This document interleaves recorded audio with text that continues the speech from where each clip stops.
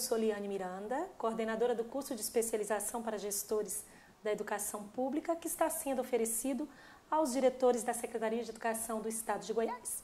Estamos aqui com a professora Fátima Lima. Boa tarde, professora. Boa tarde, Liane. Ela foi ex-diretora de Escola Pública Municipal no Rio de Janeiro, é doutoranda da Pontifícia Universidade Católica do Rio, orientanda da professora Cíntia Paz, que é professora da disciplina de Currículo e Liderança do nosso curso de especialização.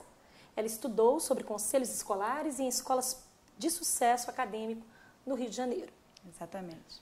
Qual foi a sua motivação, professora, para abordar esse tema sobre conselhos escolares?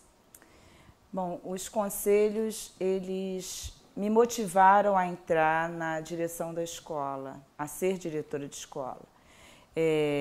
Os conselhos são tributários da luta pela redemocratização do país, pela luta pela gestão democrática da educação. E eu fui meio que embalada por esses movimentos quando entrei no magistério. E tinha o sonho de participar da gestão de uma escola que o conselho pudesse estar atuando e os segmentos escolares pudessem estar dirigindo a escola e apontando os rumos da educação pública e da gestão escolar. Então, essa afinidade foi que me impulsionou a estudar sobre os conselhos e também pelas mudanças que ocorreram, né, dos anos 80 para a reforma do aparelho do Estado nos anos 90 e as políticas de centralização que pautaram a gestão democrática de uma outra forma. Então, isso me impulsionou a estudar os conselhos. E, obviamente, que na experiência e no cotidiano da direção escolar, a conversa com outros diretores e com a própria rede municipal, em que havia formas distintas da atuação do conselho. Isso me impulsionou a estudar os conselhos em escolas com resultados exitosos, partindo da hipótese de que nessas escolas com bons resultados acadêmicos, possivelmente em função tanto do interesse dos pais pelo processo de escolarização dos filhos, quanto dos próprios professores e profissionais de educação em fazer com que essa escola funcionasse a favor dos alunos, a favor da aprendizagem, a minha hipótese é que nessas escolas os conselhos seriam elementos importantes para esses resultados. Então foi esse impulso que fez com que eu estudasse os conselhos escolares. Você pode nos contar um pouco como é que surgiu o surgimento dos conselhos escolares no nosso país? Os conselhos, eles são tributários e estão assentados na luta pela redemocratização do país, né, pelo fim do entulho autoritário, do movimento, dos militares. E na gestão democrática, os conselhos escolares, assim como os projetos políticos pedagógicos, são instrumentos para que a gestão funcione melhor. A gestão democrática é um princípio da educação. Então, a gestão democrática seria o eixo articulador de todos os processos das escolas. E os conselhos seriam instrumentos para favorecer a democratização da escola. Favorecer a democratização, entendendo que a democratização é, sobretudo, a melhoria da educação, o aprimoramento dos processos de gestão e adensar a dimensão sociopolítica da gestão. Então, os conselhos eles estão filiados, né, a esses movimentos de redemocratização. Por outro lado, na década de 90, com a reforma do aparelho do Estado, os conselhos eles são compreendidos como instrumentos estratégicos para lidar com as políticas de descentralização, sobretudo do financiamento, da descentralização do financiamento.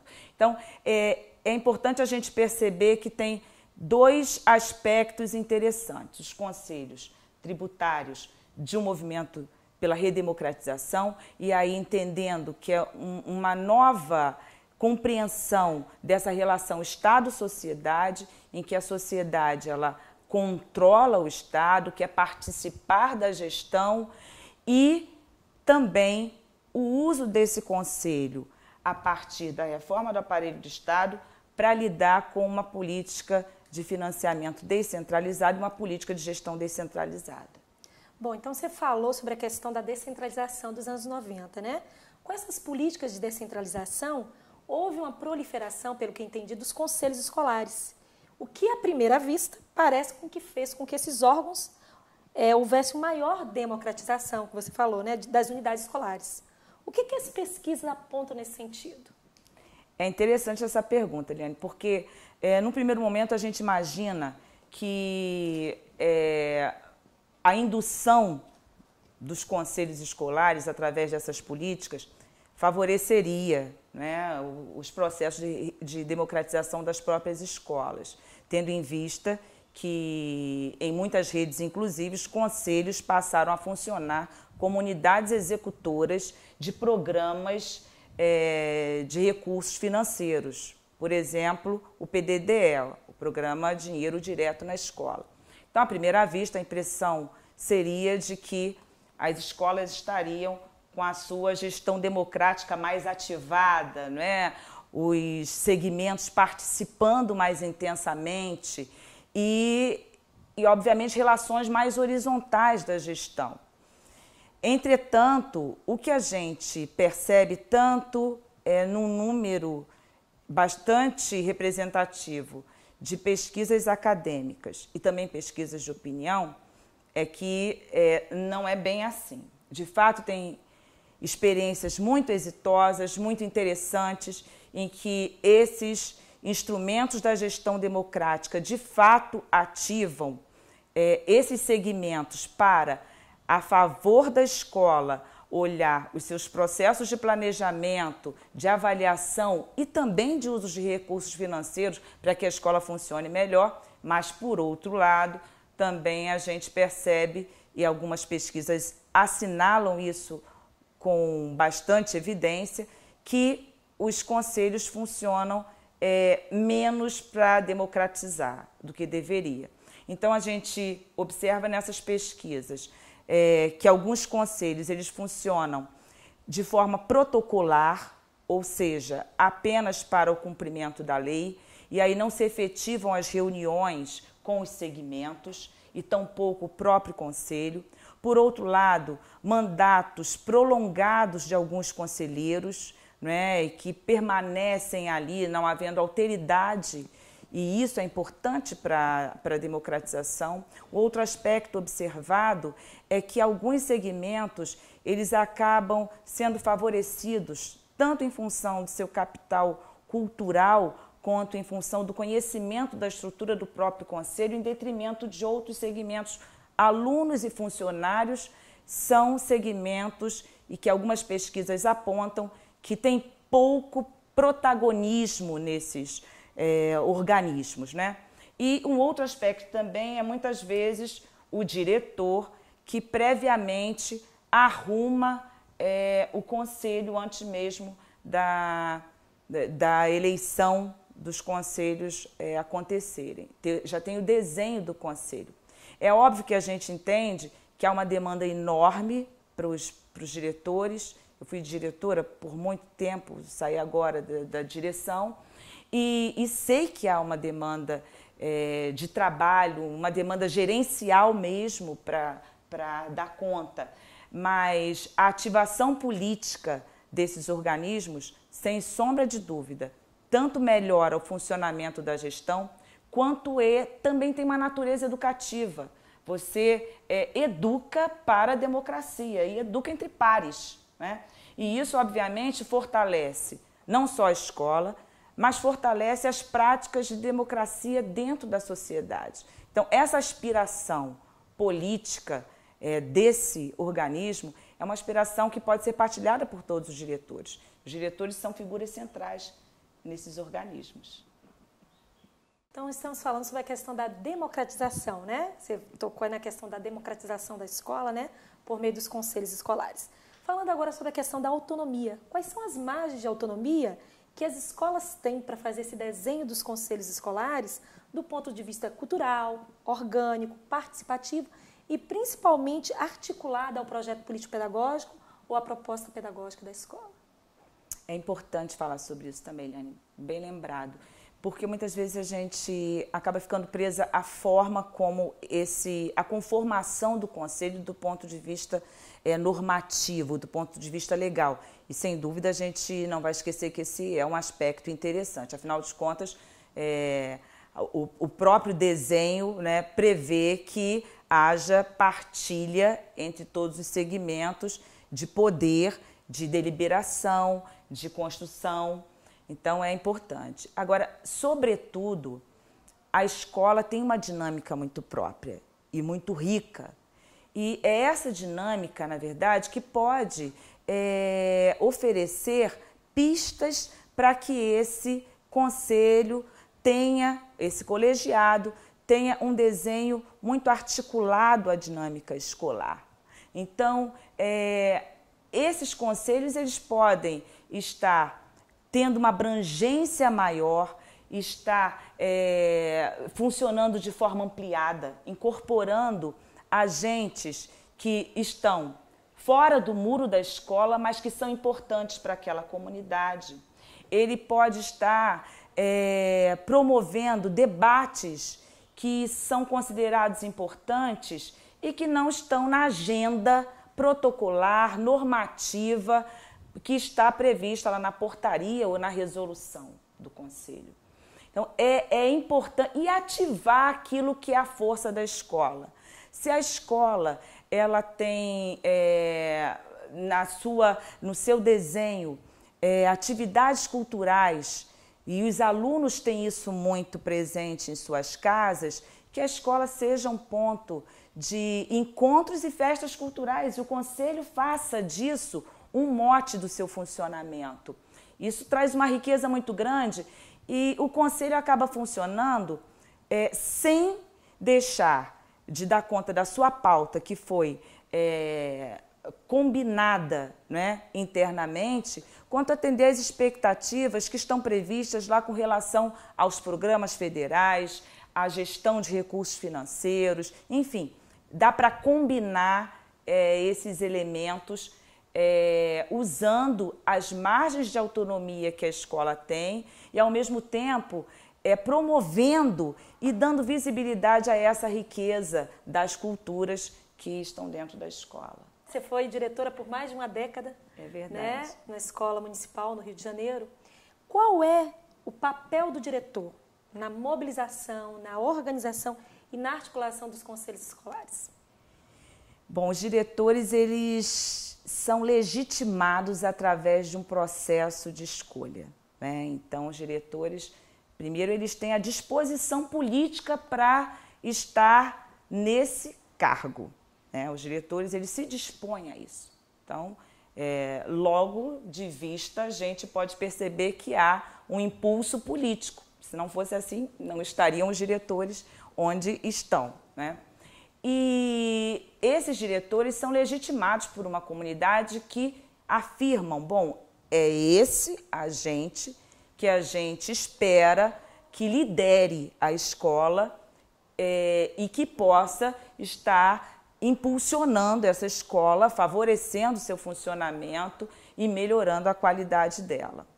Então, o papel desse diretor é um papel de líder, é um papel de animador, é um papel de articulador, de incentivador de ideias, de inovações, de práticas coletivas.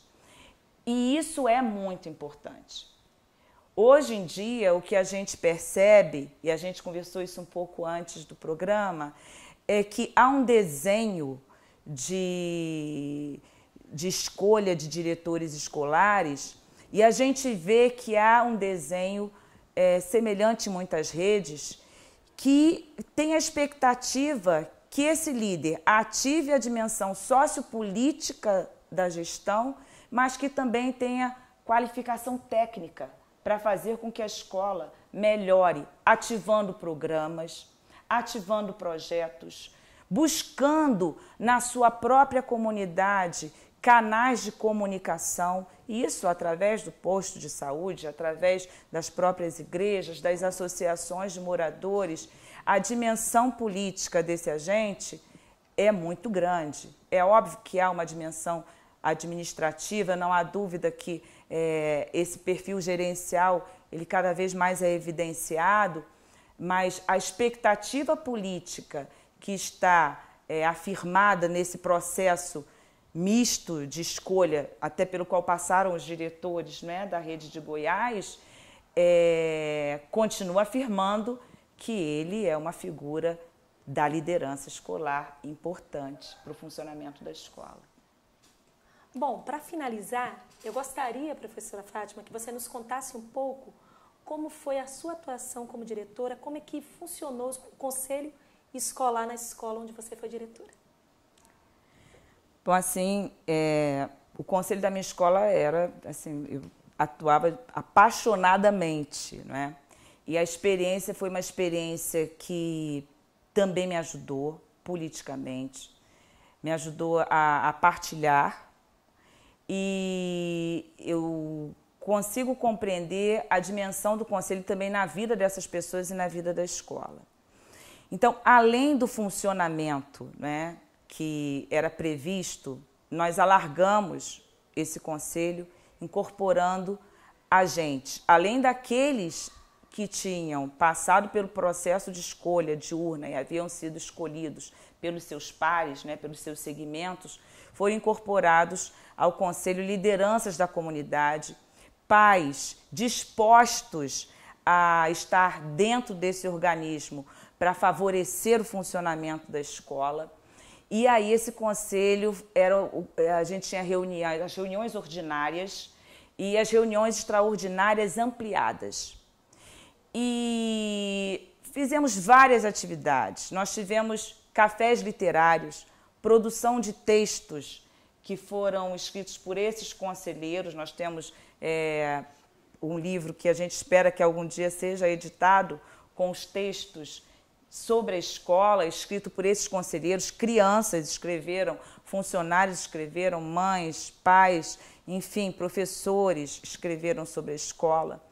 Produzimos o conselho, o jornal do conselho, né? O jornal, no caso Rio de Janeiro, é denominado Conselho de Escola Comunidade, então era o jornal do SEC, produzido por esse conselho escolar. Tivemos uma participação, eu acredito que bastante interessante, dentro das instituições do Rio de Janeiro. Então, nós chegamos a participar do Conselho Municipal de Educação, de algumas reuniões.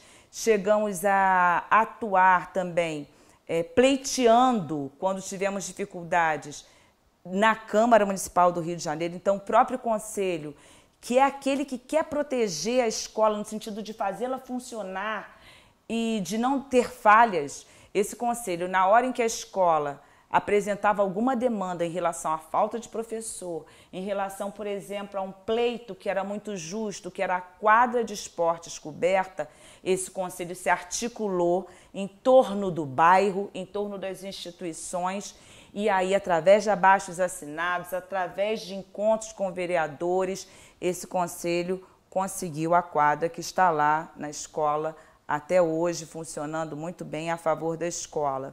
Também promovíamos encontros anuais pelo Dia da Mulher, e aí as mulheres antenadas e bastante dispostas a discutir do conselho iam ativando as outras mães, articulando para que essa atividade fosse uma atividade importante na escola, além das festas juninas, que sempre foram muito caras para os pais dos nossos alunos e para a comunidade escolar, com temáticas que eram escolhidas nesse conselho, articuladas ao projeto político-pedagógico, que sempre foi um instrumento articulador das discussões e das demandas também do conselho e para favorecer o funcionamento da escola. Então, essa experiência que eu julgo que tenha sido muito rica para todos nós, ela certamente vai reverberar reverberar na vida dessas pessoas, né? Então, essas pessoas, e eu também, a gente sai de uma experiência como essa tendo uma visão da sociedade diferente, tendo uma visão da nossa ação social diferente e também sabendo que essa relação Estado-sociedade, ela vai ser feita de uma outra forma, vai ser feita através de um protagonismo social mais rico e legitimado por um coletivo que discute a escola e que também delibera sobre a escola para favorecê-la com resultados que impactem na qualidade da aprendizagem dos alunos, mas também na qualidade política da escola. Bom, professora, e nós agradecemos a sua presença, esperamos que essa entrevista e que os materiais, né, possam ajudá-los, né, nessa implementação de um conselho escolar democrático. E gostaríamos de saber o seguinte: qual a dica que você dá para esses diretores ou técnicos de secretaria, subsecretários de educação, para que de fato haja um fortalecimento dos conselhos escolares nas unidades escolares? Bom, considero parceiros, não é? Meus parceiros, também fui diretora por muito tempo. O primeiro, não desistir da dimensão política da escola. O segundo é compreender que a dimensão técnica incorpora a dimensão política. Uma não pode funcionar sem a outra. E a terceira e eu acredito que os diretores lutem por isso, ativar o diálogo na escola, fomentar reuniões, discutir e dividir e partilhar as preocupações e as demandas que a escola tem. Entender que o conselho, ele fala da escola, para a escola, a favor da escola e produzindo política para a escola e distribuindo política para a escola, mas também para além dos muros da escola. E aí é o conselho conversando com as suas coordenadorias, enfim, com o que há de interface entre escola e secretaria, mas também com a secretaria, ativando as instituições que devem favorecer o funcionamento da escola. O conselho é um instrumento de gestão democrática, é um instrumento de luta pela gestão democrática a favor da qualidade da escola. Essa é a dica que eu deixo e que eu tenho a impressão que os diretores têm ela muito fervilhando nos seus corações e batendo forte, porque, afinal de contas, eles se dispuseram a participar de um processo em que as escolas legitimaram essas pessoas para serem as suas lideranças. Liane, muito obrigada e um forte abraço a todos vocês, diretores.